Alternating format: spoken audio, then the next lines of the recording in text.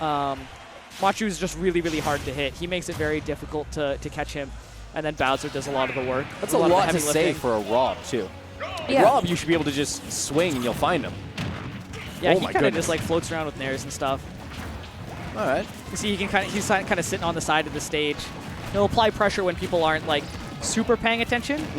Like that, you saw the ZSS go for a punish on Bowser, and he kind of just stepped forward and it's like, oh, opportunity knocks. Exactly. And I believe Machu was on the second place team for Pinnacle 2018 for doubles, if memory serves. That was, yeah, I remember that. That was Machu and... I want to say it was a Valley player. Machu and someone. Yeah, but I do remember that. So, you know, a very strong doubles player in his own right, paired alongside, you know, another strong player in general. You have Tauroneo, no slouch when it comes to singles. Yeah, and in Smash 4, like, heavies and teams were like, you know, it was pretty easy. Like, you just kind of like hit them. But in this game, like, they are heavies so hard to kill. Like, their hitboxes are so big. Like, it's actually very, very hard to avoid them. One thing that a lot of people don't know that I want to just put out there, when Bowser goes for the Bowser Slam, the side B, you can hit him. Yep. He's only got like a hitbox on his chest kind of thing, you know, where your teammate is, but you can save your teammate kind of thing. Scary though. Yeah, it's a little bit risky.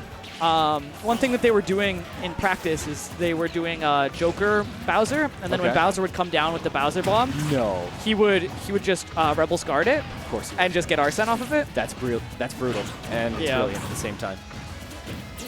154% on the Bowser, 107 on the Rob, and he's gonna take another stock. These two are so just great at living, and that's the weight really coming into play. Yeah, and you can see that they're kind of playing like a keep away game. They're not really trying to hit their opponents too much. They're kind of just like saying, hey, you have to find something on us now. We have this lead. We're going to run until we find these like better openings. And you can start to see the blue team getting a little bit frustrated as a result. They're getting a little bit desperate for openings. Oh, just trying to walk down Kaps. Rumi still on his second stock, so you know the blue team not out of this if they can play really tight, but there we go, finally getting one off. But is it too little too late? I feel like it is. With how smart the red team is playing right now, I think it's going to be hard. I'll never say undoable because this is Smash Bros. And I've seen miracles happen, but the red team is doing a really good job of just saying, hey, you have to be the ones to take the risks here. Right. They're playing like a really, really safe risk management game. So let's pretend we write this one off just for a moment. Where's the way to pull back as the blue team? I think in the oh god, that kills. Yeah, that's I mean so 146 after you'd hope.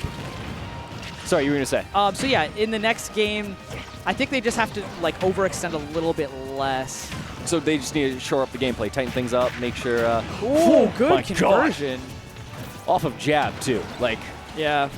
Such a quick move from Bowser. I think it's frame 7, 9. Oh, he's dead. Whoa, that scooped really well.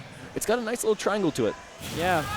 Pretty dominant game one from red team. Yeah, hard to say otherwise. I can't imagine we'll see any character switches from any of them.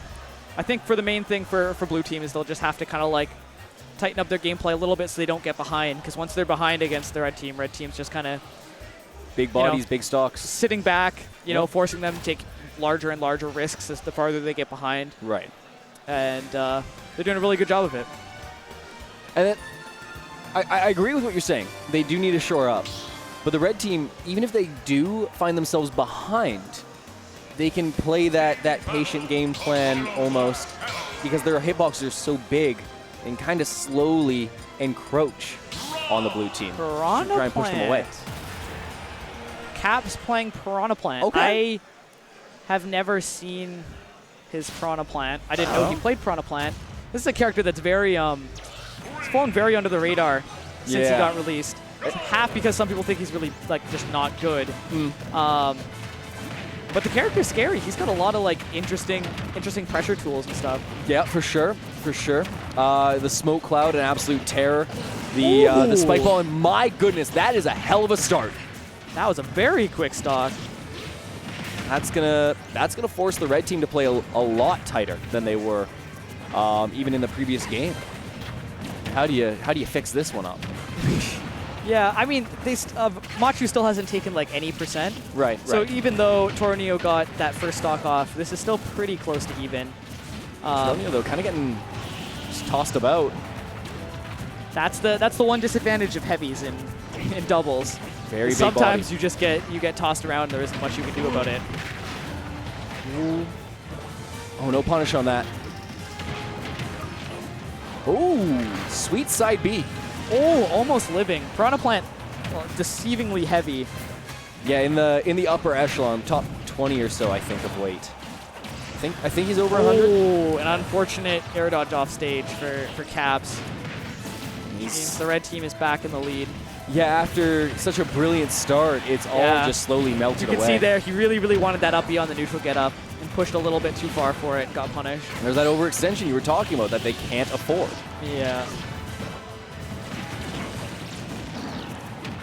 They were definitely playing a lot better when they were ahead.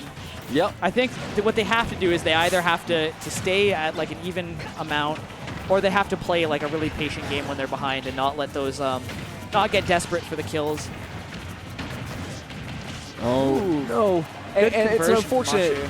fact of the matter. You're totally right, but when you start falling behind, you kind of push for kills a little bit more because you're like, man, we need to make this up. We need to fix this. And people try and do it in one foul swing. You can't. You got to chip away. Rome wasn't built in a day, and actually, I think it was taken down in a day.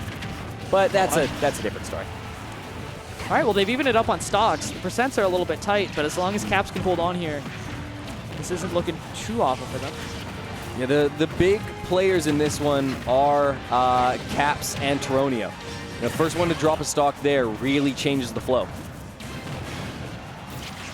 I don't know what exactly Piranha Plant can do with Rage, but if there's a time, the time is now. Maybe back air hits that nice little bit harder, and my goodness. Whoa! That was a really good option to cover the berry. Great save there from Rumi. Kaps had been grabbed up in that side B and would have been all over for him at this percent. And oh my goodness. Not a chance on that one. And yeah, untechable. Like, no chance. Yeah, if not for that one SD from Kaps, this game would have been a lot different. Yep. And a little bit of an overextension from Rumi on the... Both of them just pressing the up smash button. That is terrifying.